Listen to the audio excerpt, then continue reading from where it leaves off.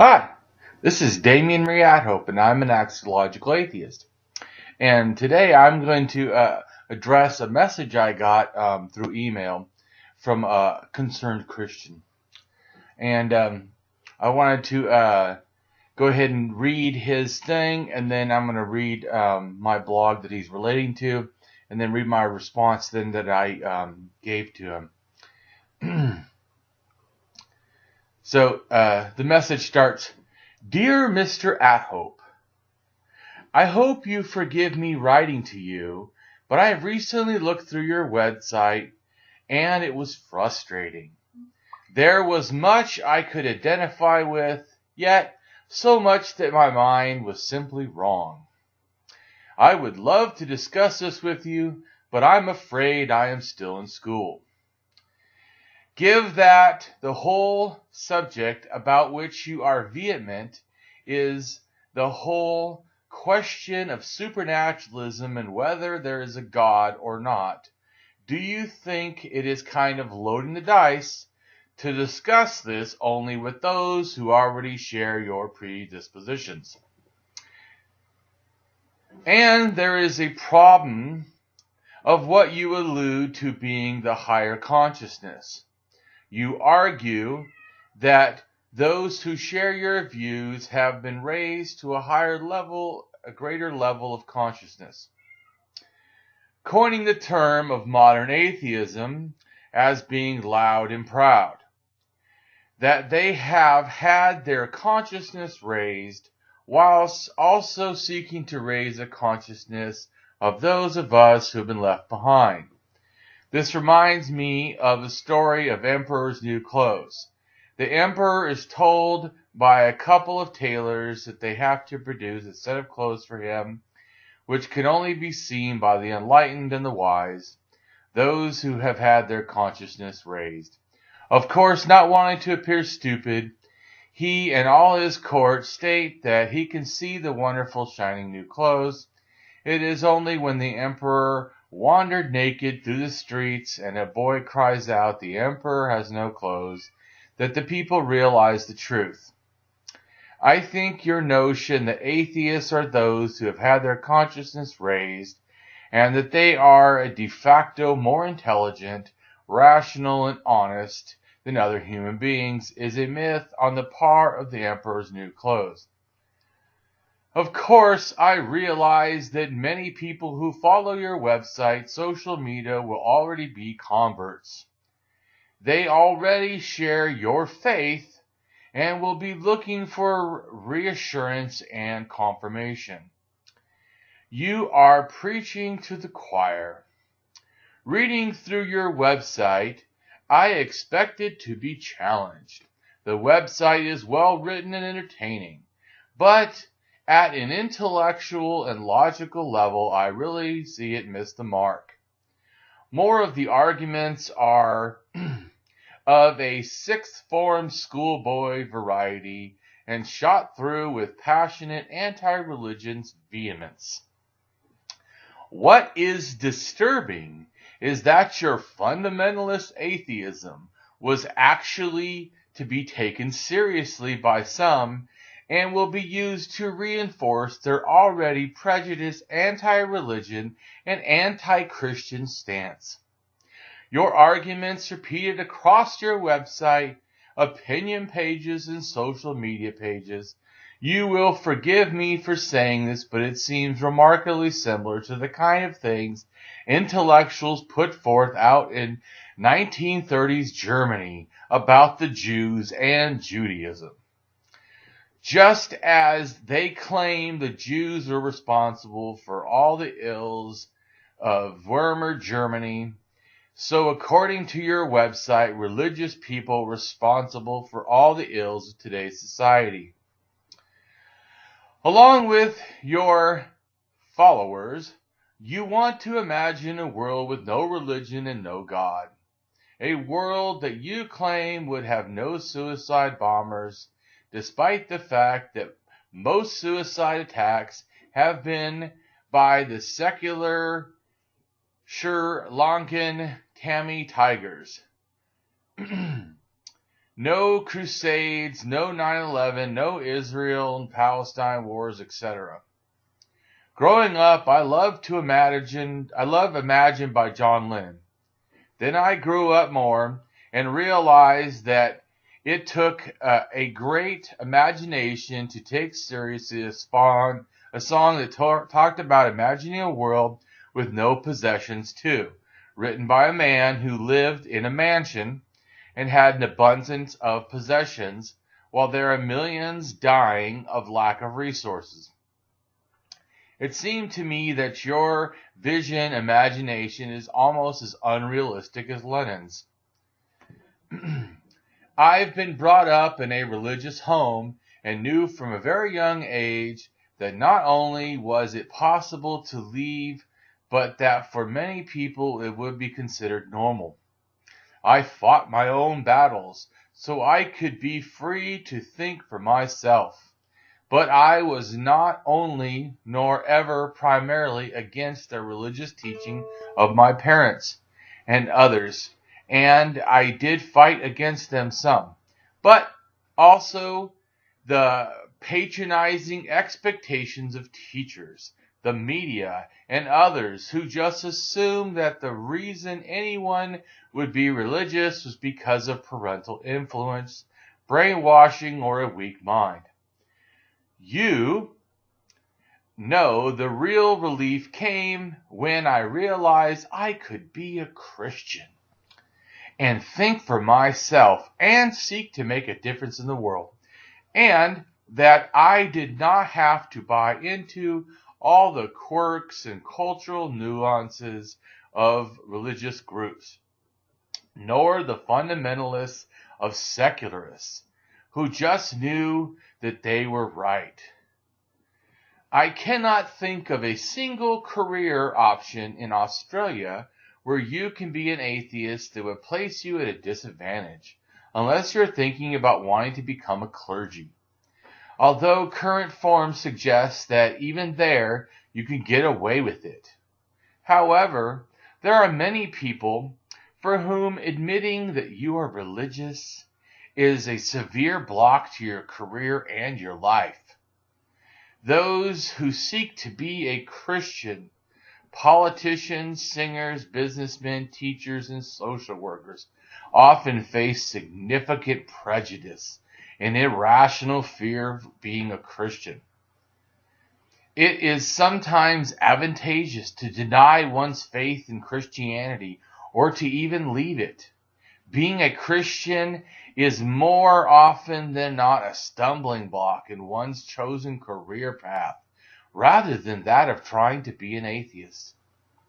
Of course, there are those who belong to cults that exercise a form of mind control tantamount to brainwashing. But surely even you would not argue that every religious person is of that category. You seem to think that anyone who is religious is actually of a lower level of consciousness and needs to be set free by becoming an atheist. Of course, you offer no empirical evidence for this. What would you do if your daughter turned out to be a Bible-believing Christian? Would you disown her? Would you allow her that choice? Or have you done your best to indoctrinate her against the virus of religion? I remember one young man, highly intelligent, who came to a Christianity Explorer group. When he asked his religious position, he said, "I'm an atheist, but I'm beginning to have my doubts." A backslidden atheist? Maybe there are more than that than you think. You ought to be careful about raising the consciousness. Maybe people will become tired of your modernist certainties and instead find refuge in the clear, fresh air of Jesus Christ. The atheist revival is now being challenged from all sides. Having had a century of elitist domination and control Many in the Western world are beginning to wake up to the fact that the secular emperor has no clothes. The 20th century can truly be called the failed atheist century. Can I recommend that you read an excellent book on the subject written by Niall Ferguson, The War of the World, History's Age of Hatred? He shares your evolutionary secularist presuppositions, but his account of the 20th century is a stunning indictment of the failure of secularism and science to bring peace to the earth. What I do appreciate is that unlike the irrational and lazy who want to deny the existence, you admit that there is such a thing as truth. You may laugh at the idea that truth is ultimately found in Jesus Christ, but I remain an optimist. I believe not only in truth, but also in the power of God and the Holy Spirit to bring about enlightenment to even the darkest mind. So there is still hope for us both. Email Christian. Well, before I give you, because I almost wanted to gag through reading that out loud, how repugnant and ridiculous it is, but I first just want to read to you the main page of my website, just a little bit, so you'll get a picture of what he supposedly read and then is challenging. So here we go. Let's start at the first thing you see when you read my website. Welcome to Damien AtHope's website, Atheist and Humanist, Author, Advocate, Activist. Damien Ray AtHope, Axiological Atheist, Value Theory and Moral Argument Driven Anti-theism, Anti-religionism, Secular Humanist, and Universal Ethicist. Atheism is a lack of belief or disbelief in gods. To me, is basically a stance, a realization, a position, or a conclusion that theism and its empty claims fail to justify belief. It is not a religion. Newsflash, neither is the idea of theism all by itself, as even theism in itself is a belief in the existence of gods, not a religion. But this baseless belief and evidence-devoid claim of theism are most commonly added to one's religion. Humanism is the philosophic thinking that humans can solve human problems by human means, without feeling a need to appeal to the likes of holy books, mystical anything, nor a belief in gods or religion, but instead inspires a true belief in humanity, viewing it with a persuasion of equality. This caring, realist thinking is found in humanism and utilizes an unsubstantiated desire for the aspirations and inspirations that can be summed up in do no harm as much as possible and to do good whenever one can. Moreover, we are all one connected family, proven by DNA showing that we should treat each other as fellow dignity beings, supported in equality. And no one really owns the earth. We may make claims, even draw lines on maps, thinking this makes fantasy borders, but this illusion supported only by force and the potential for threat. Thus, the ethical truth is we need to share the earth as communally as possible, and thus the resources as safely and as ethically as possible, striving towards sharing and caring with one another. Do no harm and do good humanism. My core definition of humanism is that, like as I said before, humans can solve human problems by human means. I am not saying that you cannot add other things or other things should not be added to humanism, But to me, a definition of humanism must always contain something coherent to such a thinking, and not contradict it, such as I have offered. Thus, why it is appropriate to say good without God when one is a humanist. Secularism. Secularism is the only honorable way to value the dignity of others. If it is not true that there is a large, unequal distribution of religion continuing of violence, then it would be equal religion and atheist secularist violence at the equal amount. You can see that not atheist bombing and fighting against agnostics. The very idea is laughable. However, even different branches of the same religion do and will have the chance to be fighting and killing one another. So violence, not who we are, is something we need to be compelled against, something to do something about. Therefore, please support secularism. We are one connected human family. We should treat each other as fellow dignity beings, supported in equality. No gods, no masters. States may have power, but only citizens have the glue of morality that we call rights. But such efforts and feelings of helping others should be with an understanding of egalitarian connectedness. If you don't think different, you will not behave different. If you have never lived different, it's hard to see things differently. And if you do not strive to understand difference, one is thus unknowingly or not bound by this limited encapsulation of culture and difference. I am for a free secular society. I am not for the oppression or abuse of religious believers. And I want a free secular society for both freedoms of religion and freedoms from religion, even though I may wish to see an end to faith and believing in the end of religious myths and superstition. I wish this to happen by a means of informing the willing and not the force of the unwilling.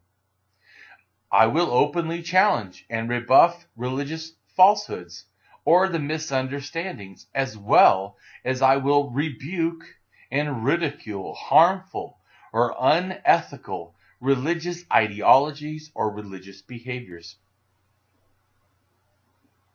Axiological atheism, which to most will sound like strong anti-theism and humanism together, can be thought to involve ethical and value theory reasoned and moral argument driven apatheism, Ignosticism with an I, atheism, anti-theism, anti-religionism, secularism, and humanism, and of secular humanism, as of course. And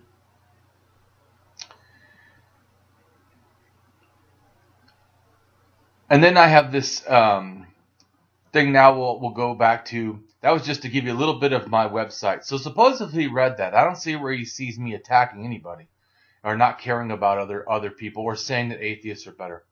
But let's go to to my response. There's several. My response. Are you open to a recorded video chat? As that is all I would be interested in. And I will post it unedited in a blog and on YouTube, Facebook, and LinkedIn. His response back. Dear Mr. AtHope, I very much appreciate the unique offer you have given to me. A clean debate in a comforting setting. My sadness stems from I am unable to have the freedom of time and constricted nature to my last year in school. I am sorry to decline your offer. When I finish my school certificate, I will be traveling to many countries, of which I will be at America, and it would be a blessing to be in your presence and discuss what we have to come to believe like yourself.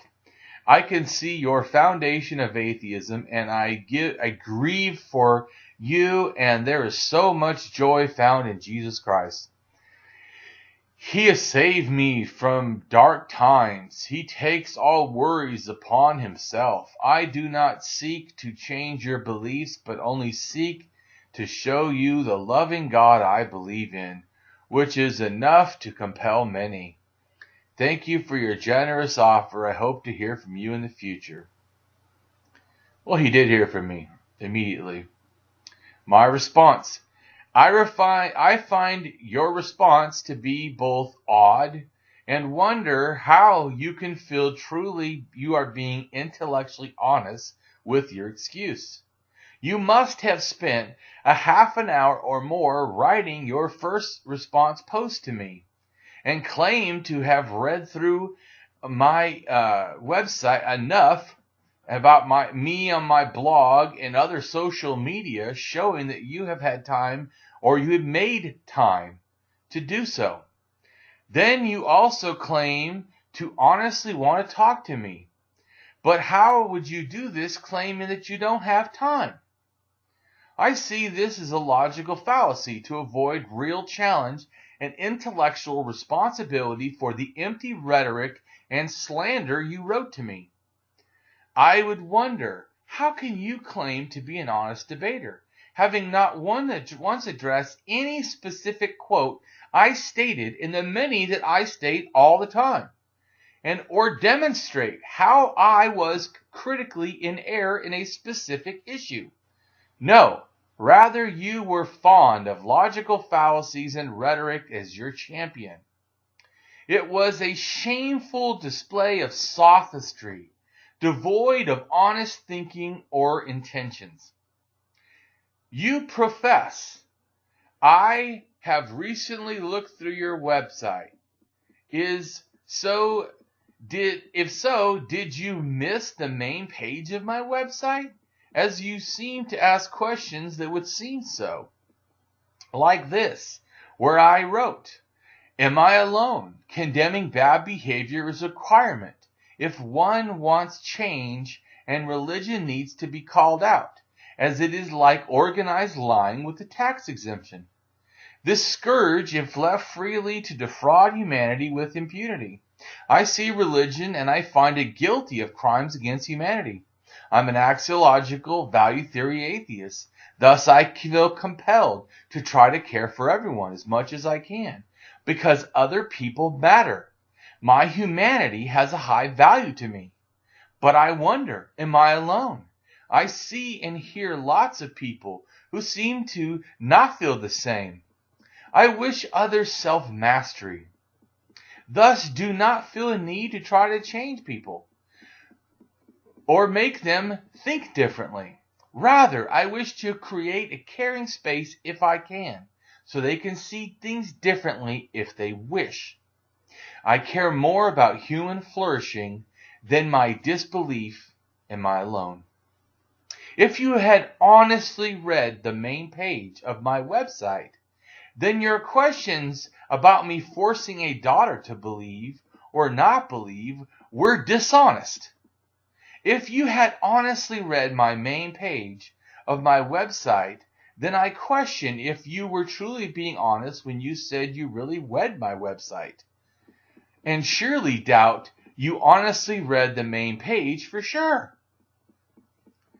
You also stated about me your notion that atheists have a higher consciousness, which is a phrase that indeed is your attempt at a straw man fallacy, as I do not use this term at all anywhere on my website, and if you think I have, post your proof or please acknowledge your error. Straw man is a form of argument fallacy based on giving an impression of a refutation of an opponent's argument, while actually refuting an argument that was not presented by the opponent. You are so guilty. And if you had been an honest thinker, truly read far enough down on my website's main page, you would have read this other two clear statements. It saddens me when the proponents of atheism also seem to be the proponents of anti-intellectualism, either by rejecting philosophy or science. I am against all pseudoscience, pseudohistory, and pseudomorality, and the harm they can produce. I am a rationalist as well as an atheist. Therefore, I'm happy to correct errors in thinking many atheists, agnostics, and skeptics may have, mainly because of the overconfidence in skepticism and the lack of respect for the supremacy of reason needed for logic, which is needed to standardize validity. Religion should be seen as ancient mythology, to be marveled and laughed at, rather than proposed as truth, when it is only feeble pseudo-truth that is offered. And this quote of mine: overall, I wish to promote in myself and for others value of worthy belief etiquette, one that desires a sound accuracy and correspondence of truth, reasoned belief acquisitions, good belief maintenance, and honest belief relinquishment. May we all be authentically truthful rationalists that put facts over faith. I have made many mistakes in my life, but most common one of all was me being resistant to change. However, I now wish to be more, to be better, as I desire my openness to change if needed, not letting uncomfortable change hold me back. May I be a rationalist, holding fast to the value of belief etiquette, demanding reasoned belief acquisitions, good belief maintenance, and honest belief relinquishment. You also try many forms of intellectual dishonesty tactics in a debate argument such as ad hominem.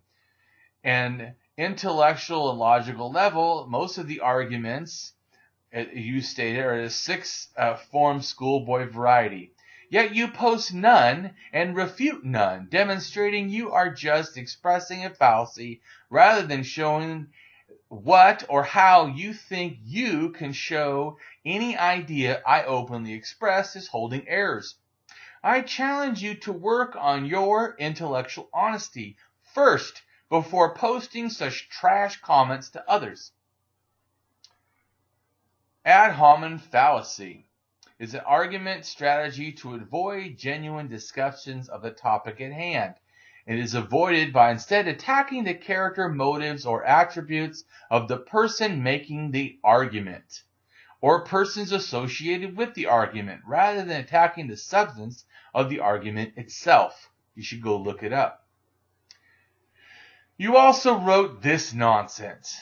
A world that you claim would have no suicide bombers, despite the fact that most suicide attacks have been by secular Sri Lankan Tamil tigers. Well, well, I think you need help with facts as much as you need help with your intellectual honesty.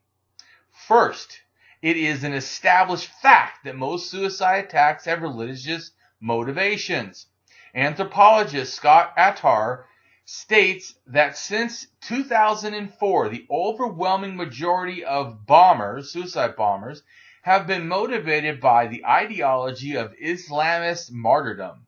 Suicide attacks constructed only 4% of all terrorist attacks around the world from 1981 to 2006, but they caused 32% of all the terrorist-related deaths, a total of 14,599 deaths. 90% of those suicide attacks occurred in Afghanistan, Iraq, Israel, Palestine territories, Pakistan, and Sri Lanka. Overall, mid-2015, about 3/4 of all suicide attacks occurred in just 3 countries: Afghanistan, Pakistan, and Iraq. Second, although the most Tamil tigers that you mentioned, were Hindus, and the LTTE was a outward secular organization, or which really means just not belonging to a religion itself, which does not mean it's not motivated by religion.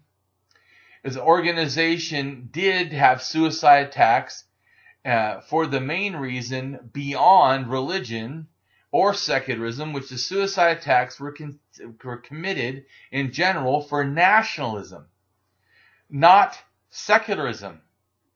The indifference to, which secularism means, the indifference to, rejection, or exclusion of religious considerations.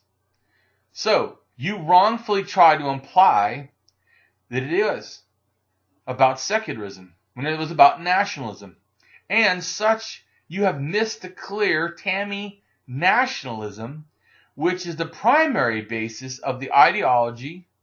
The fanaticism of nationalism or religion or both result from brainwashing, negative experiences regarding the enemy, the lack of a perception in life.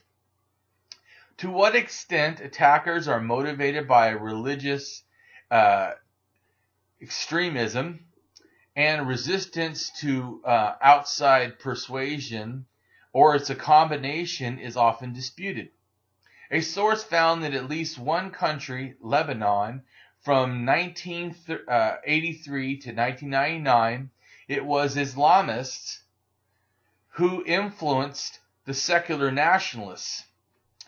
Their use of suicide attacks spreading to the secularist groups. And secularist, again, just means not directly religious connected.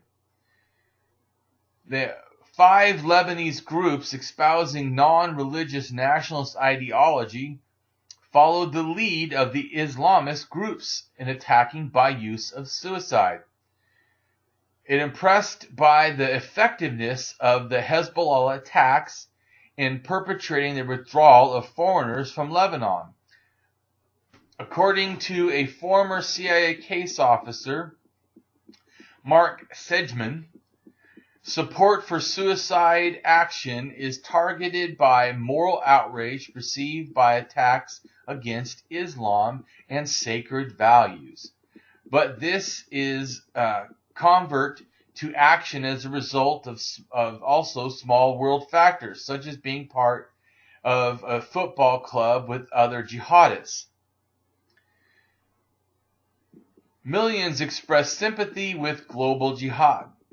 According to a 2006 Gallup study involving more than 50,000 interviewees in dozens of countries, 7%, or at least 90 million, of the world's 1.3 billion Muslims consider the 9/11 suicide attacks on America completely justified. According to a report compiled by Robert Page, director of the Chicago Project for Suicide Terrorism, as of 2005, 224 of the 300 suicide terrorist attacks from 1980 to 2003 involved Islamist terrorist groups or took place in Muslim-majority lands.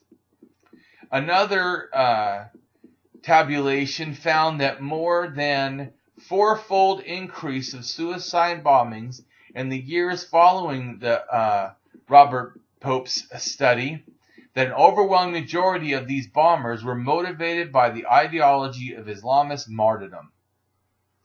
Other researchers contend that the original analysis was somewhat flawed, particularly his contention that democracies are the main targets of such attacks. It argued that suicide bombings motivated from that study, that non-Islamic groups have carried out few to very few bombings since 2003, while bombing by Muslim or Islam groups associated with global ideology of martyrdom has skyrocketed. Other research argues that perceived religious rewards in the hereafter or afterlife are instrumental in encouraging Muslims to commit suicide attacks, or ask why prominent secular anti-occupation terrorist groups such as the Provisional IRA, the ETA, or anti-colonist instruments in Vietnam, Algeria, etc., have not used their suicide attacks equally. Why does he not mention the very first suicide attack in Lebanon in 1981 targeted the assembly of Iraq, a country which was not occupying Lebanon? Thus, the terrorist attack was about religious extremism. Here is more on what secularism means, since you seem to not understand what secularism is. As a philosophy, secularism seeks to interpret life on principles taken solely from the material world, without a recourse to religion. Secularism draws from the intellectual roots of Greek and Roman philosophers, such as Zeno of Critum, I'm probably not pronouncing that right, and Marcus Aurelius, from the Enlightenment thinkers such as John Locke, Voltaire, Thomas Jefferson, Thomas Paine, and other free thinkers and atheists such as Robert Ingersoll, Bernard Russell, Christopher Hitchens. It shifts the focus from religion to the temporal world, this worldly things, with emphasis on nature, reason, science, and development. In political terms, which are different than the philosophic terms a little bit, secularism is a principle of separation of government institutions and persons mandated to represent the state from religious institutions and religious dignitaries.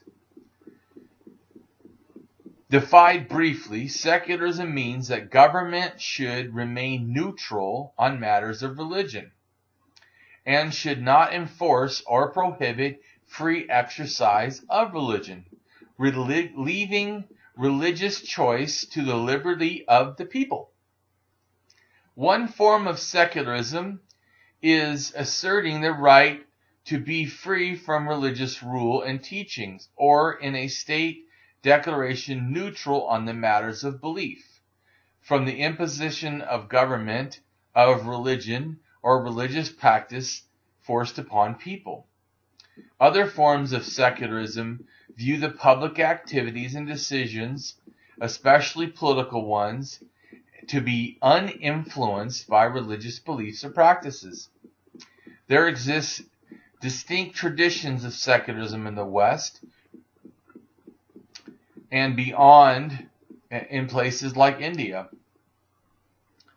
Also, you wrote this: I cannot think of a single career option in Australia where being an atheist you place at disadvantage, unless you're thinking about becoming clergy. And also you said that however, that people who admit that they are religious have a severe block, and those who are Christians that seek to be politicians, teachers, social workers often face significant prejudice or rational fear. Now, first off, I'm an American. I'm not an Australian. And in America, there is still open discrimination against atheists. And you wonder, from here, an article from the New Yorker, why are Americans still uncomfortable with atheism? In October 22 of 2018, atheists, long discriminated against by civil authorities and by their fellow citizens, Americans' apathy for atheism is as old as America. Although many colonists came to this country seeking to practice their own faith freely, they brought with them the notion of religious liberty that extended only to other religions. often only to other denominations of Christianity itself. From John Locke, they inherit the idea that atheists cannot be good citizens and should not be brought into the social contract. In a letter concerning totalitarianism, Locke had written, "Those are not at all to be tolerated who deny the being of a God." Yeah. Here's from Legal Times, an article from April 17th, 2006, number XXIX, volume XXIX, number 16. And they state, atheists may be the most unpopular minority, but law offers few answers. Recent decades have seen a majority increase in public acceptance of minorities such as African Americans, Jews, homosexuals, but the one minority that lags behind all others are those who do not believe in a God. Half of Americans have a negative view of atheists. Similar percentage categories refuse to vote for atheists in public office and believe that it is impossible for them to be moral people. Courts in some states routinely discriminate against them in child custody battles. Yet this prejudice against atheists is unjustified, and sometimes it causes real harm. The question for them should be, is the prejudice justified? It is not. A common defense of hostility toward atheists is to claim atheists lack moral values. A 2004 poll indicates that 51% of Americans believe that it is necessary to believe in God in order to be moral and have good values. It is indeed sometimes appropriate to show hostility towards people because of their reprehensible beliefs, but we generally reject such categories of hostility towards entire religious groups such as the Jews, the Catholics, or the Muslims. The same principle should be applied to atheists. Indeed, atheism, unlike some religion, is actually compatible with a very wide range of views on moral and political issues. Atheism is not a comprehensive worldview, but merely a denial of the existence of God. It is simply not true that atheist implies a rejection of moral values. There are numerous ethical theorists, including Kantianism, Confucianism, Utilitarianism, that do not require belief in God. Studies have shown that atheists have lower rates of crime, lower rates of social pathologies, such as teen pregnancy, than theists do, and that atheists are on average less likely to hold racist or bigoted views. Nor is there any evidence that a majority of atheist notions, such as people in Japan or the Czech Republic, suffer from any unusually serious social problems as their result. These data do not prove that atheists are somehow morally superior to theists, but they do refute the claim that atheists are uniquely immoral. So let's also talk about the discrimination against atheists that you do not think is occurring. Both at present and historically includes the persecution and discrimination against people identified as atheists. Discrimination against atheists may also comprise negative attitudes, prejudice, hostility, hatred, fear, intolerance towards atheists and atheism. Because atheism can be defined in various ways, those discriminated against or persecuted on the grounds of being an atheist might actually not be considered atheists in different time and place. 13 Muslim countries, you need to know, officially punish atheism and apostasy by death, while the overwhelming majority of the 192 United Nations member countries at best discriminate against citizens who have no belief in God, and at worst can be jailed for the offense of blasphemy. In some Muslim-majority countries, atheist persecution and severe penalties, such as a withdrawal from legal status, or even in the case of apostasy, capital punishment. Discrimination against atheists in the United States occurs on legal, personal, social, and professional contexts. Many American atheists compare their situation to discrimination faced by some other ethnic minorities, or even those in LGBTQ communities, or women.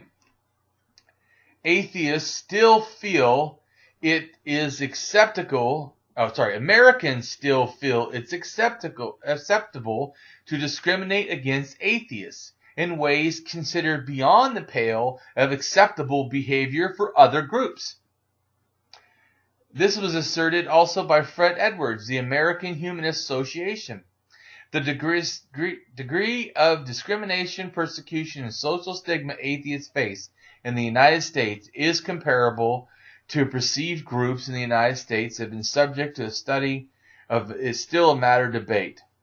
The United States, in 7 states, in constitutions themselves, they include religious tests that would effectively prevent atheists from holding even public office, and in some cases, being jurors or witnesses in cases. Though these have not generally been enforced since the early 20th century, still polling shows that non-believers make up an increasingly large part of the population. There is only one public atheist in all the state legislations across the nation. Few politicians have been willing to acknowledge their lack of belief in supreme beings, since such revelations as being an atheist have been considered political suicide. George H.W. Bush's son, George W. Bush, responded to a question about the role of faith in his presidency during a November 3rd, 2004 press conference. I will be your president regardless of your faith, and do not expect you to agree with me necessarily on religion. A matter of fact, no president should ever impose religion on society. The great tradition of America is one where people can worship the way they want to worship, and if they choose not to worship, they can be just as patriotic as your neighbor. A 2014 study by the University of Minnesota found that 42% of the respondents characterized atheists as a group that did not agree with the vision of American society. 44% would not want their children to marry an atheist. And this is in 2014.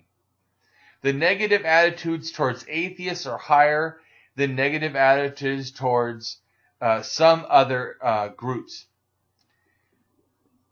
even including Muslims. Sometimes such discrimination is called atheophobia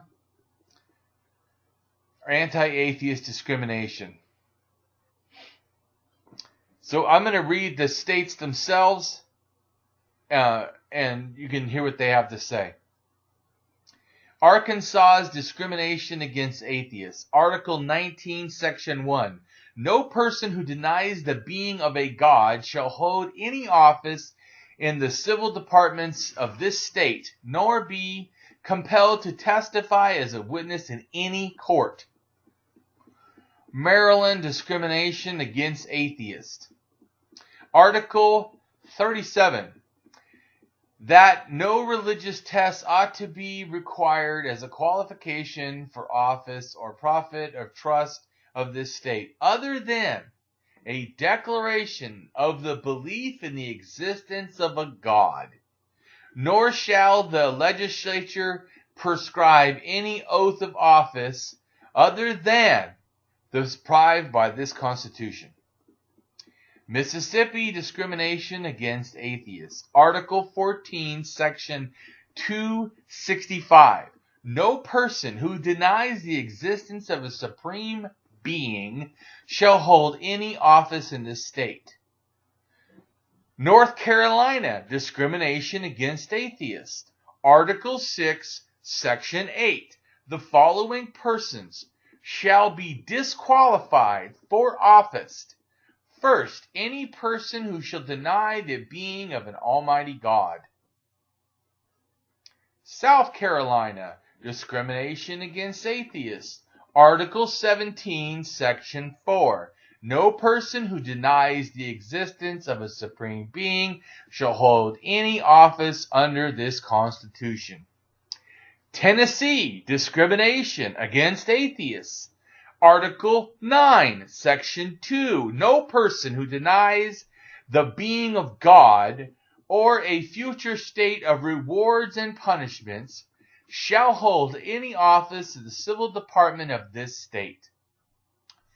Texas, discrimination against atheists. Article 1, Section 4. No religious test shall ever be required to qualify for any office of public trust in this state, nor shall any be excluded from holding office on account of religious statements, provided that they acknowledge the existence of a supreme being. There's also another one, Pennsylvania, discrimination against atheists. Article 1, Section 4. No person who acknowledges the being of a God and the failure state with reward to punishment shall, upon his religious statement, be disqualified to hold any office or trust or profit under this Commonwealth. Moreover, moving on to your mental taxing, long-winded rhetoric expelled argument of poor argument nonsense that you stated a backslidden atheist. As if that has any meaning or anything meaningful in the fact that there is no evidence for God. If there was, then you would start with that in your argument to me, not meander along with supported by logical fallacies and thinking errors like all religious believers like to do. Any atheist that goes back to theism is not a sound thinker. They are returning to a state of a blind believer, devoid of the use of sound thinking, nor holding fast to the value that I have outlined of belief etiquette. They are not demanding reasoned belief acquisitions, nor good belief maintenance, nor holding honest belief relinquishment. Why is the thing labeled a God? What is a God? If you think you believe in a God, what do you first mean by God? Saying the name God tells me not one thing about the thing I am asking to know, about its thingness, its beingness, its attributes, its qualities. Thus, what is the thing God to which you are even talking about? And I want you to explain its full beingness, thingness, attributes, and qualities. Religious and theistic people with supernatural beliefs often seem as though they haven't thought much about that, or something that we can help them is the understanding their lack of a good ontology for this term God. And the question should always be on its specific beingness, thingness, attributes, qualities that they are trying to refer to. What do you mean by a God when you use the term God? And I am not asking for some name that you attach to a thing you label as a God. I don't need to know what the God you believe in, you know it by name. I am asking you what the thing that you are naming as a God, and what the thing specifically is. Its qualities in every detail, like all things that have, if they have something in reality or are real. We can explain them. If I know what a chair is, I can explain a chair. Are you just making stuff up, or guessing, or hoping, or just promoting unjustified ideas you want to believe, and that's what you call God? What is a God? Do you want to believe what is true, or want to just believe without concern about what is actually true and provable as true? Do you not get that you cannot claim to know the value of something you cannot demonstrate as having good qualities or qualities at all that can be attached to the value claim? If you lack evidence of a thing in question, then you cannot validate its value. Your God myth is an axiological presumptive value failure. I am an axiologist, a value theory atheist. And the claims of God are a presumptive value failure. Simply, if you presume a thing is of value that you cannot justify, then you have committed an axiological presumptive value failure. You have failed to demonstrate that it has and contains value. In the narrowest sense, value theory is roughly synonymous with axiology. Axiology can be thought of as primarily concerned with classifying the things that are good and how they are good. And that's from the Stanford Encyclopedia of Philosophy. Axiological presumptive value success. Sound thinker uses disciplined rationality, sound axiological judgment, the evaluation of evidence to make a decision, supporting a valid and reliable justification. Axiological presumptive value failure. Shallow thinker, undisciplined, situational, sporadic, or limited thinking, unsound axiological judgment, lacking required evidence to make a presumptive value success decision, lacking the support of the needed valid and reliable justification. Often I get disheartened to see that so many people can look at the unknown, or for that which is devoid of any and all understanding, and claim to know that this is evidence for some God or something other supernatural.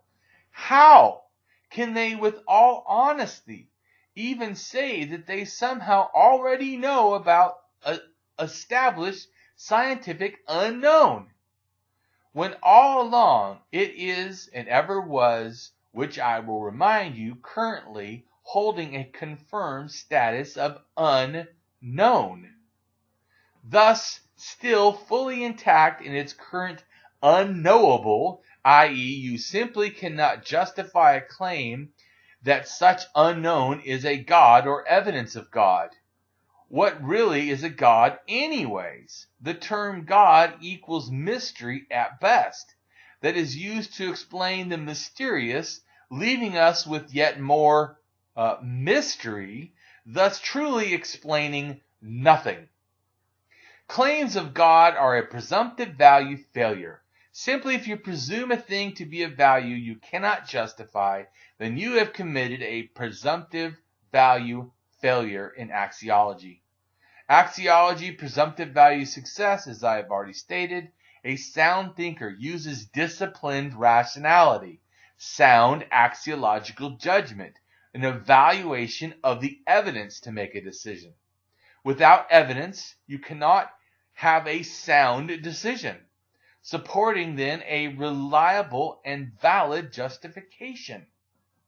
To me, simply and rightly, there must be an intellectual ethics of belief responsibility, or phrased another way, a burden of proof, to justify the believed truth that one is claiming, and actually be able to demonstrate it as being true with valid and reliable reason and evidence when it is stated to be such.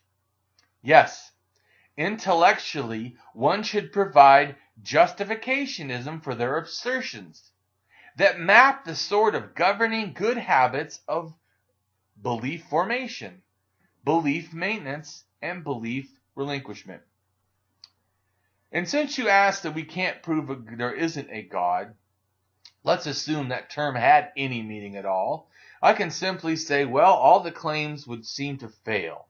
So there's no evidence, there's no intelligence to demonstrate, and there's no goodness, which simply would equal a valid atheist conclusion. First, no evidence to move past the atheistic null hypothesis that there is no gods or God.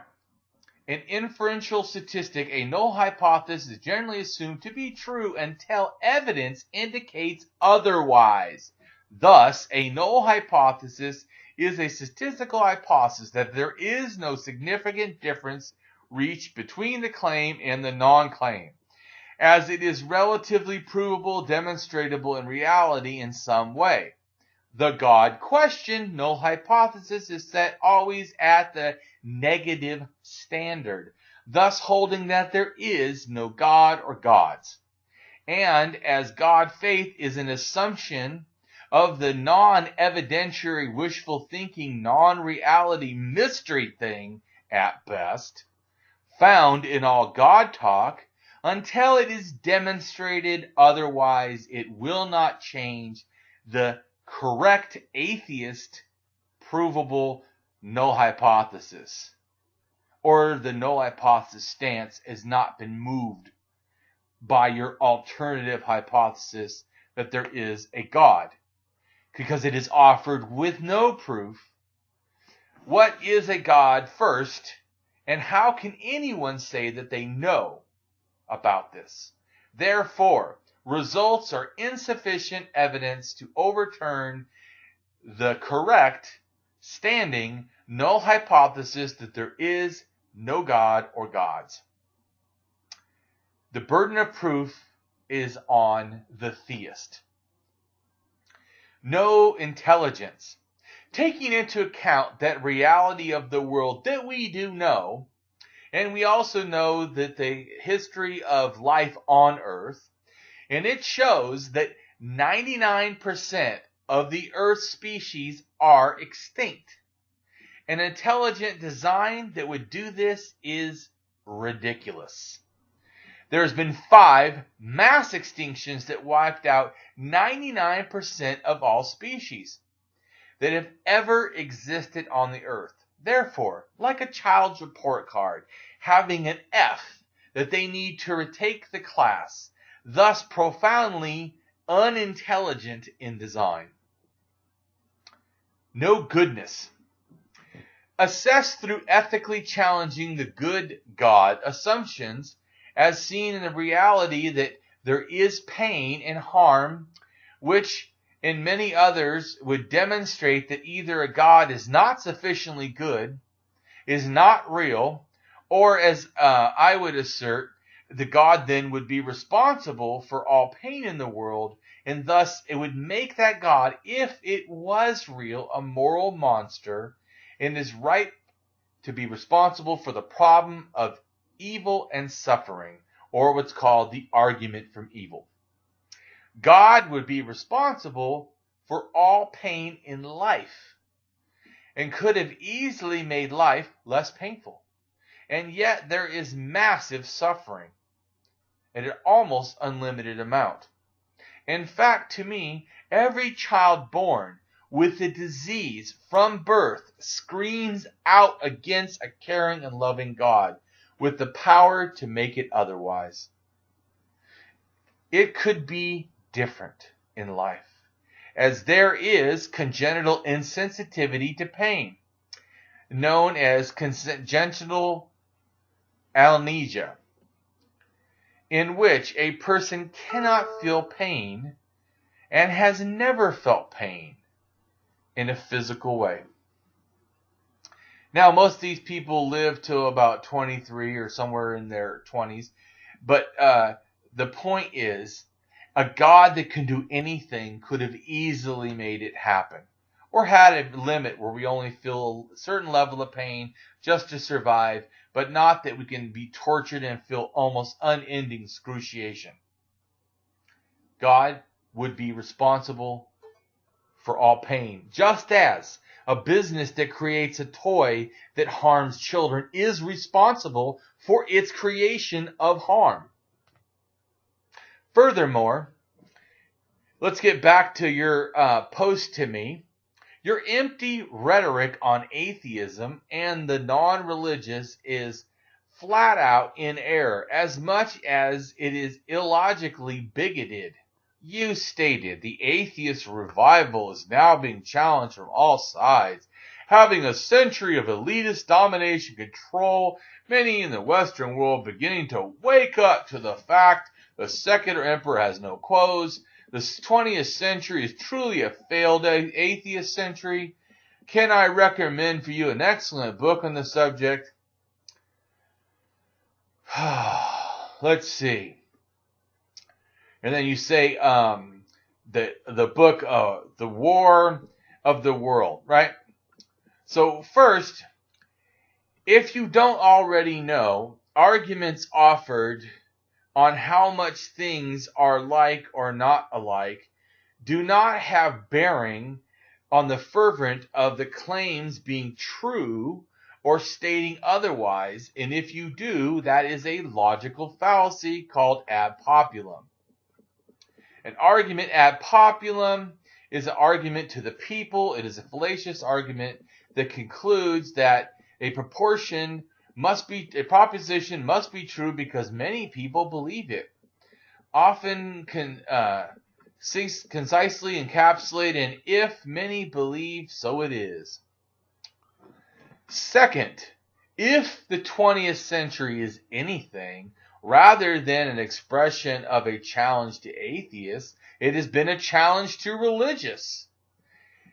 In recent years, much has been written about the rise of the nuns, people who check the box of having no affiliation with religion. A 2013 Harris poll of 2,550 American adults, for example, found that 23% of all Americans have forsaken religion altogether. A 2015 Pew Research Center poll reported that 34 to 36% of millennials born after 1980 were in the box of no religion, and corroborated the 23% figure, adding that this dramatic increase from 2007, when it was only 16% of Americans that said that they were affiliated with no religion. In raw numbers, this translates to an increase of 36 million to 55 million non-religious affiliated, though lagging far behind the 71% of Americans who identify as Christian in the Pew poll.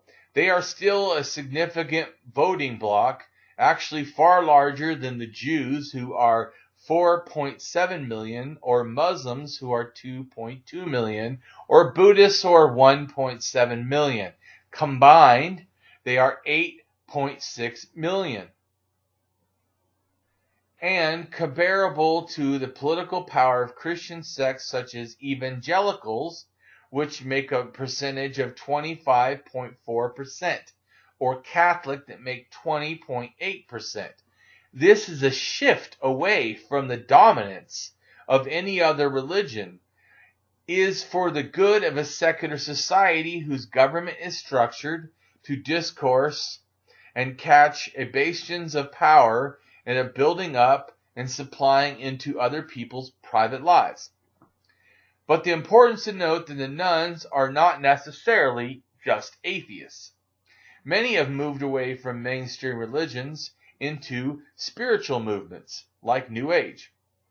And evidence in a 2017 Pew poll found that it increased from 19% in 2012 to a 27% in 2017 reported being spiritual but not religious.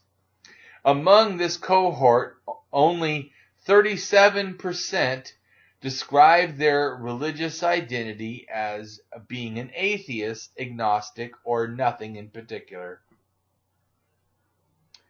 Third, your statement that the book, The War of the World, somehow proves the 20th century is a stunning indictment of the failure of secularism is either mistaken error or outright intentional intellectual dishonesty.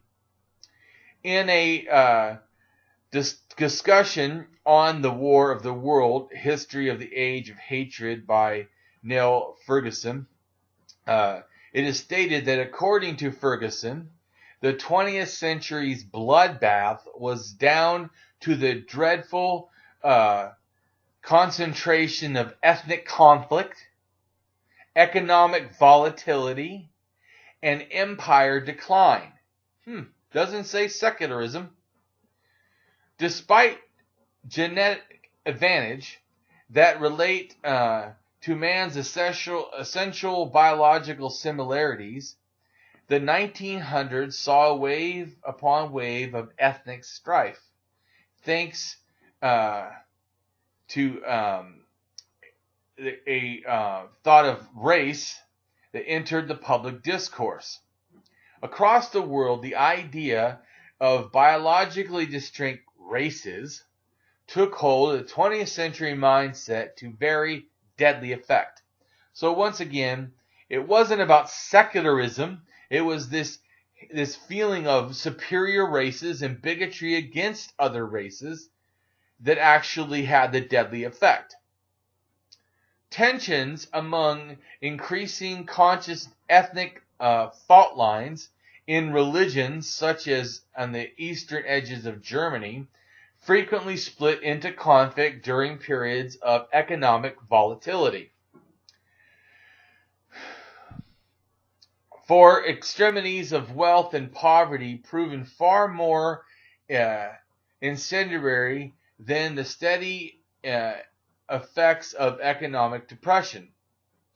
When ethnicity and financial turbulence then occurred in the context of expanding empires, British, German, Soviet, the capacity for bloodshed proved even greater.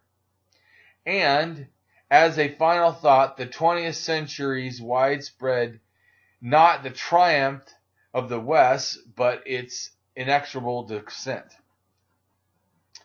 Therefore, as so many times, you are wrong. It was ethnic conflict, economic volatilities, and empires, not secularism, as you wrongfully profess. It was a denial of clear science and not a failure on the part of science. Because the clear science is that we all actually come from Africa and dispersed out from there and are genetically similar. Lastly, you state that I may laugh at the idea that there's truth found in Jesus Christ. Yeah, I feel you're deluded, which is profoundly sad and nothing to laugh at. I will tell you my thoughts on the Bible claims of Jesus. If true, then the legend of Jesus is a horrific story of a psychopathic God that will not forgive without blood sacrifice of the proposed innocent. Newsflash, Jesus is supposed to be God and thus is guilty for any ethical violations the God of the Bible supposedly did. Well, also, I am better than your God Bible myth because even at my worst, I don't kill as he is claimed to have done. Don't forget the mass murdering psychopathic God responsible for the Bible flood, which would have murdered all life on the earth, arguably worse than any madman in history. And this evil flood murdering God myth is then the same sick monster who required the blood sacrifice to forgive, then threatens harm to people who do not once get this forgiveness. That is the sickest immoral being ever. So, yes, I live my life in peace and love. Your God has nothing on me. So then, you would think, right, that Jesus is God, right? Then he's also a continuation of the evil, unjust, unkind Bible myth that came before. His new myths were added. And why is a blood sacrifice even needed to forgive? It sounds monstrous. Not at all in the line with the so-called loving God. I forgive people all the time, and nobody has to die for it. So is the God of the Bible an evil God? Yes. Even just using the Bible, we can see and establish the Bible God is a real moral monster myth. Don't take my word for it. Here is an unholy trinity of verses exposed, and will offer the evidence for this hidden monster myth that the Bible hides in its thing, yet champions at the same time. Isaiah 45:7. The Bible God said, I create the darkness, I create evil, I do all these things. Equal evil Bible God. Job 2:3. The Bible God said to Satan, you entice me against Job to ruin Job without any reason. And he did it. Equal evil Bible God. Exodus 32:14. The Bible God repented of evil which he thought to do unto his people. Equal evil Bible God. All this evidence of an evil God, even the repenting of evil to the God himself. This helps to clearly show, or should show, just how bad the Bible God myth would actually be. Thank God, though, he's not real. That's a joke. Of course, the Bible claims God does not repent, right? Well, Numbers 23:19 equals more lies as always. The Bible itself contradicts this. P.S. There is more verses to push the point. The Bible God repented that he had made man on the earth and grieved him in his heart. Genesis 6:6. The myth of Jesus is proposed to aid in the removing of this claimed guilt of sin if accepted, followed, and worshipped. Sin, may I remind you, is the term that means whatever the proposed God myth wants, and not about true morality concerns. But if we think clearly on the claim of original sin, we should logically think, why do we blame Adam and Eve even for sinning? Why would a just, loving God do that either? It is not their fault.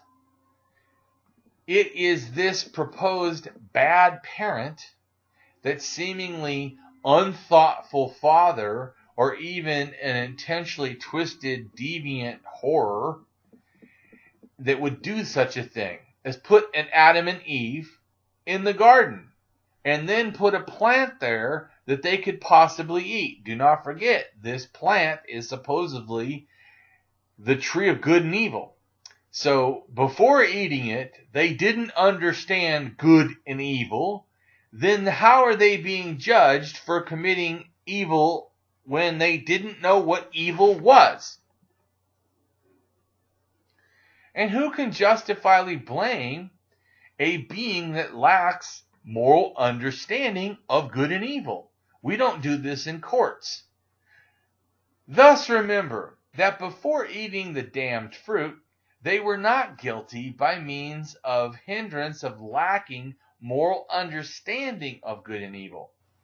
Because this myth of the tree and the people eating it, it is only after eating where Adam and Eve are said to provide this knowledge of good and evil. So I ask you, why do we feel it's right to even condemn or blame Adam and Eve for this supposed sinning? Moreover, this needs insight of good and evil would be lacking in them prior to eating in order to rightly navigate such moral dilemmas to begin with. Thus, as they lacked full moral knowledge to start with, if the myth is to be taken seriously, a just judge would see the defendants, Adam and Eve, can be found, in a sense, incompetent to stand trial due to their inability to understand the nature and consequences of their actions at the time of the proposed offense of eating of the tree. So again, we must keep forefront the conception of lacking such understanding to even call them guilty of evil. Because without understanding of this action of evil, it must be the God claimed in this myth that we are proposed to understand is the true evil one for condemning them.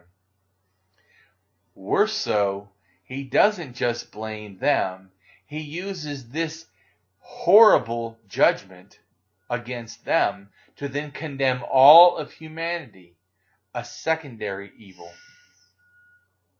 Yes, I blame him where the blame belongs.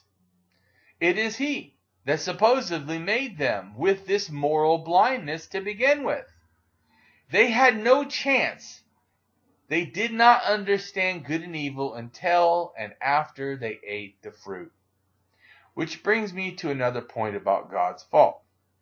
Why, if you were a loving father, put such a dangerous, deadly thing like the tree of good and evil, where ones with moral ignorance could even get to it in the first place? If you put a loaded gun next to a child, is it the child's fault for shooting the other child, or the parent's fault for putting the loaded gun next to the child? A good father should be a protector, not one that puts his children in harm's way and then blames them. Which also brings up another strike against this unethical God of the Bible, who not only left this immoral innocence, Adam and Eve, with the possible harm themselves the tree, there is even more proof in this negligent Father God, if it were real, who is truly the one to blame, for he also put the ability of a person of harm, Satan, the serpent, whatever you want to call it, in their way that could actually persuade them. It's like not only would you give them a loaded gun to a baby, but then put an older child to come in and taunt the baby, you should shoot your sibling. And then blame the siblings for shooting the gun and not the father for putting them in that place, especially putting them with another child that could cause harm. This is truly a travesty story if we realize the moral innocence of children that would have been the state of mind for Adam and Eve. So please tell me again why anyone would follow the teachings of Jesus. If Jesus was God, then he is guilty of these same sins as God of the Bible. He also did not seek worship for himself. Since he didn't, Instead, he sought for you to worship God in the heavens. Therefore, it would seem he professed he was not God. Verses in the Bible say Jesus is not God. The Bible says Jesus denied that he is God. Jesus spoke to a man who had called him good, asking, "Why do you call me good? No one is good except God alone." Luke 18:19. And he said to him, "Why are you asking about me being good? There is only one who is good. But if you wish to enter into life, keep the commandments." Matthew 19:17. So Jesus is not good, and therefore Jesus did not know good or you should not trust in his teachings. He clearly states otherwise. Matthew 15:21 through 28. Jesus was not ethical, but was bigoted if was real. Matthew 21. Leaving the place, Jesus withdrew from the region of Tyre and Sidon. 22. A Canaanite woman from that vicinity came to him, crying out, "Lord, Son of David, have mercy on me. My daughter is demon-possessed and suffers terribly." So just think, it'd be like if Jesus can heal, Jesus is a doctor. There's a doctor and some other person of another race or culture comes up and asks to heal their child to a doctor. Let's see, what does this person do? Jesus in Matthew 15:23, Jesus did not answer a word. So his disciples came to and urged him, "Send her away, for she keeps crying out after us."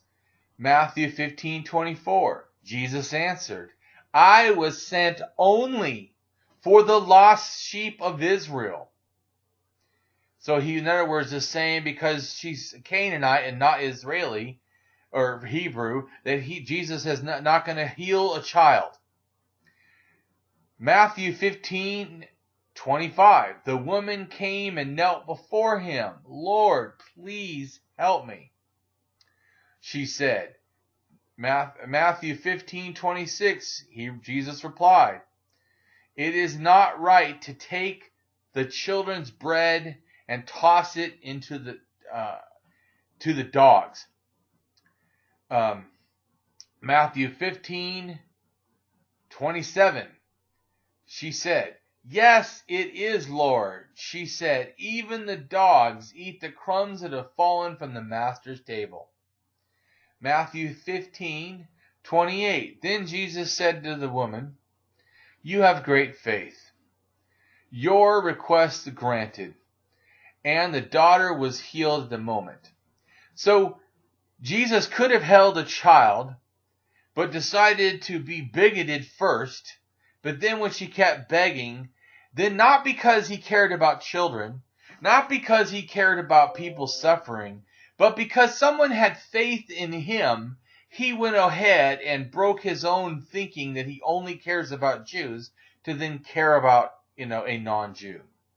Doesn't sound like he's caring, and certainly to me he would be convicted of being bigoted in anyone's mind that has a reason. So my commentary on Matthew 15:21 through 28. It's proposed that Jesus is all good. Some try to say that this bad example, read the text in few passages, she pleads more and he finally heals the girl. Wrong.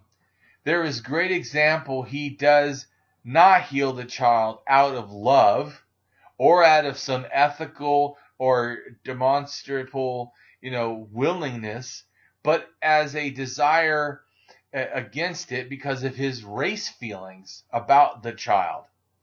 And he does not do so even when asked. He gives instead a hate speech response to the woman about dogs, giving food to dogs. Begging then after the hate response, Jesus finally agrees in his ability to go ahead and heal the child. but not because children in need should be cared for if they're of a different race, or because he loves all children regardless of race, or all children of the world. No. Nor was it because of some moral ethical need to heal children. It was because the mother had faith that he was able, after begging him, was able to heal her. A truly moral person would have simply healed the child the first time and not throw racial slurs about dogs at the mother. I find it amusing that after she begs him and conceals a reference for her faith, as opposed to her use of reason, Jesus, the so-called God of love for everyone on the earth, was very disrespectful in his statement, for no reason other than to be thoughtless of the suffering of a child. Certainly no evidence of love. It was looking down on her as if she was lowly subhuman, and the child never mattered, not even as a factor when he finally was said to heal the child. The child meant nothing. Thus, Jesus is not loving to all children of the world. So if we are to be generous, Jesus was heartless to the suffering of Son. But if we take into account and look at what it was like, he was a hate-filled bigot that in no way cared about all people of the world, nor even the children. Here are some more great examples of how Jesus professed that he's not good nor loving, neither does he care for everyone on the earth other than Jews. Luke 14:26. If anyone comes to me and does not hate father and mother, wife and children, brother and sister, yes, even their very own life, such a person cannot be my disciples.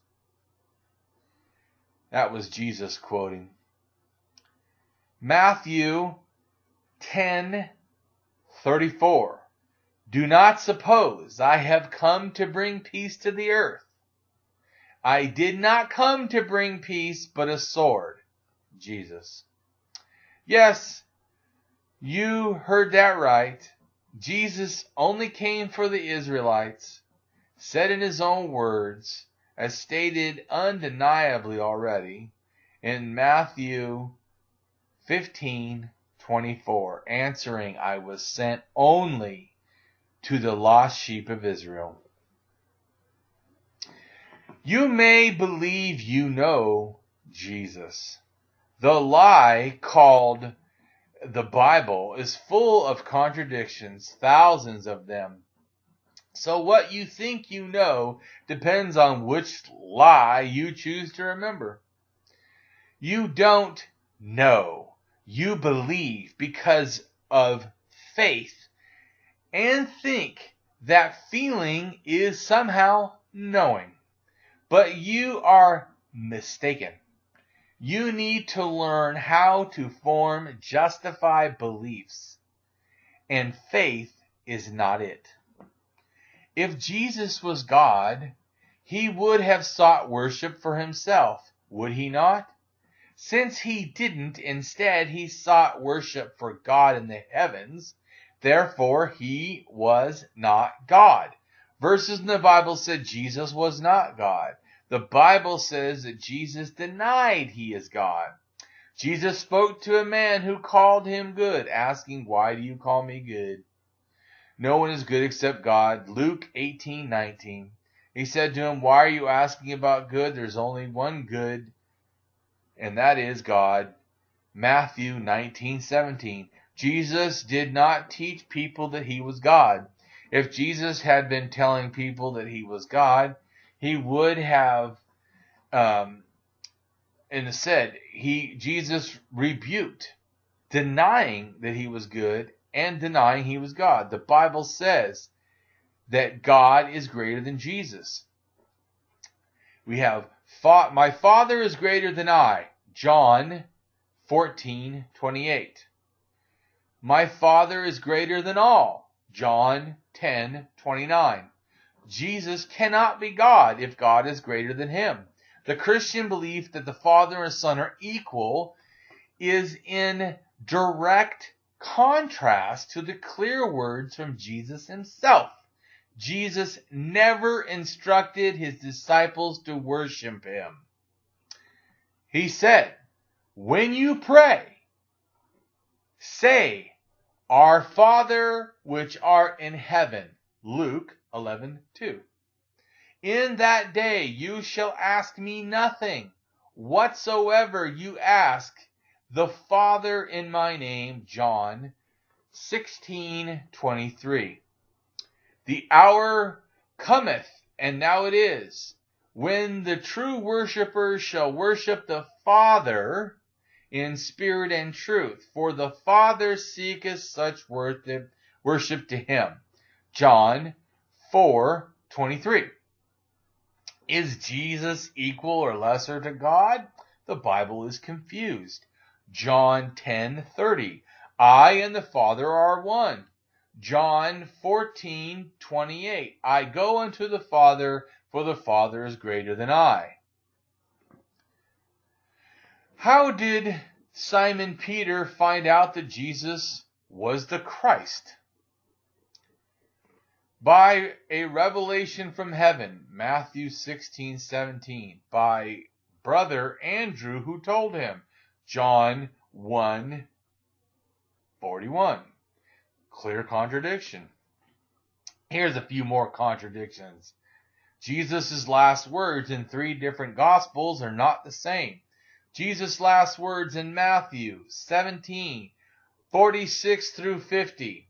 And about the 9th hour, Jesus cried out in a loud voice, saying, Eli, Eli. I can't even pronounce the words and whatever. What he said was, my God, why hast thou forsaken me? Jesus, when he cried again aloud in a voice, yelled up to the ghost. Luke 23:46. And when Jesus cried a loud voice, he said, Father, unto thy hands I commend my spirit. And having said thus, he gave up the ghost. Those two don't say the same thing. But there's another. John 19:30. When Jesus therefore received the vinegar, he said, I am finished. And he bowed his head and gave up the ghost. So we have 3 Gospels all claiming to the last words of what Jesus said, and not one of them is the same. And somehow people think that these contradictions don't mean something. Clearly, they all cannot be true. Thus should make you question the Bible's truth itself. There's some empirical evidence for you. Jesus' first sermon also has contradiction in 2 of the Gospels. Matthew 5:1 and 2. And seeing the multitudes, he went up to the mountain, and when he sat, his disciples came up to him, and he opened his mouth and taught them. Luke 6:17-20. And he came down with them. One is he went up, and now this other one he came down, and stood in the plain, that the company of his disciples with the great multitude of people who came near him, and he lifted up his eyes on his disciples and then taught. So one is he went up to the mountains and then he sat. The other one is he went down and he stood in the valley. Okay. So you can see that the Bible likes contradictions, because really different books by different authors, not really understanding that it was going to be put in one book as it's presented now. Whom did they see in the tomb? We have more books of the Bible with more contradictions. Matthew 28:2 says, "And behold, there was a great earthquake. The angel of the Lord descended from heaven and came and rolled back the stone from the door." And then Matthew 3 and 5, continuing that verse of Matthew 28, his countenance was like lightning, and his radiant white as snow, and for fear of him, keepers did shake and became dead men. Oh, so people died when it happened. Jesus came out. And the angel answered and said unto the women, "Fear not ye, for I know ye seek Jesus which was crucified." Well, let's see what Mark, Luke, and John have to say. And Mark 16:5, "And entering into the sepulchre, they saw a young man sitting on the right side, clothed in a long white garment, and they said, and they were frightened." Oh, not same as the other one of people dying and angels talking to women. Here's another one, Luke 24:4. "And it came to pass that they were much perplexed, tear about. Behold, two men stood by them in shining garments." I thought one is one man, young man sitting, and another one is people dying and angels talking to women. Yeah, so none of those match. And then John throws up another one. So John 20:12, "And since two angels were in white sitting, one at the head and one at the feet where the body of Jesus lay." Okay, so we can see there's definitely contradictions. With the Bible, it's just what lie you remember or what lie you choose to tell. Because there's a lot of contradictions that cannot be true. Jesus descended from which son of David? The Bible has two options. In Matthew 1:6, it says Solomon. But in Luke 3:31, it says Nathan. Would Jesus inherit David's throne? The Bible has more than one opinion. In Luke 1:32, it says yes, so saith the angel. But in Matthew 1,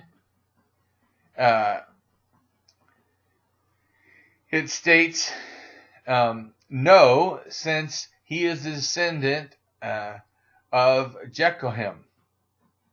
Also in Chronicles 3:16, "And Jehoiakim cursed by God, so that none of his descendants can sit on the throne."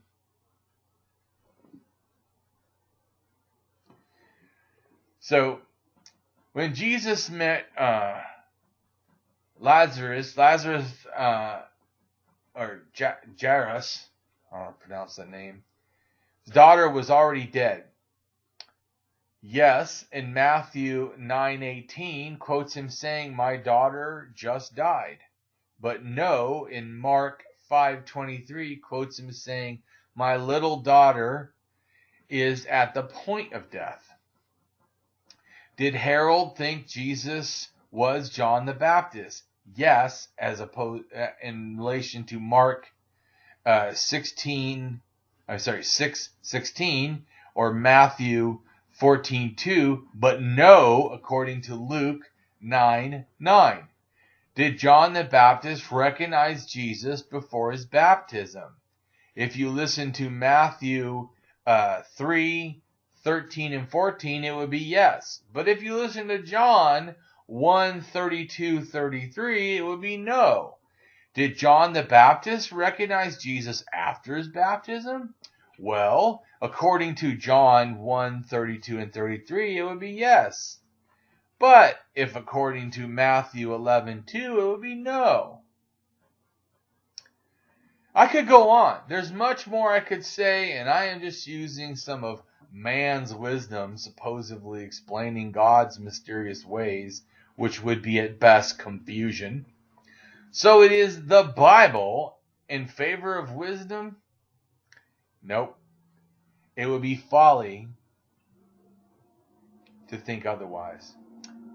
Proverbs 4:7. Wisdom is the principal thing. Therefore get wisdom, and with all thee get understanding. But Ecclesiastes 1:18. For in much wisdom is much grief, and he that increases knowledge increases sorrow. Or 1 Chronicles 1:19.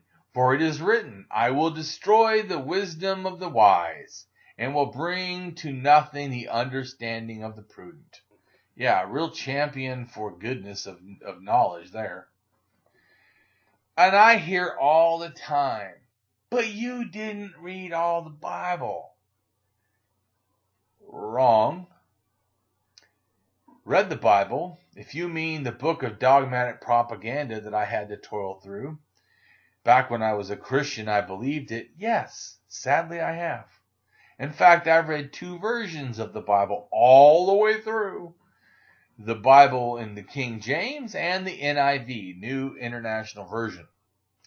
I have also read history, anthropology, archaeology of world religions, and understand right thinking because of not the Bible, but of philosophy. I know a lot. I do not claim that I know everything, but certainly I know enough to firmly know religions and gods are myth. I could offer in continue of countless scriptures that contradict the Bible, showing any credibility at all, at least as some believers think it is. They wish this on blind faith. And of course they also say, oh, well, the God is a male. Yeah, right. The male was invented surely no more than 5,000 years ago. At the most 7. Female goddesses have been worshipped probably about 12,000 years ago. But the first thing truly worshipped, but we have evidence for, the oldest ritual was a large stone python about 70 to 75,000 years ago in Africa. And I appreciate you listening.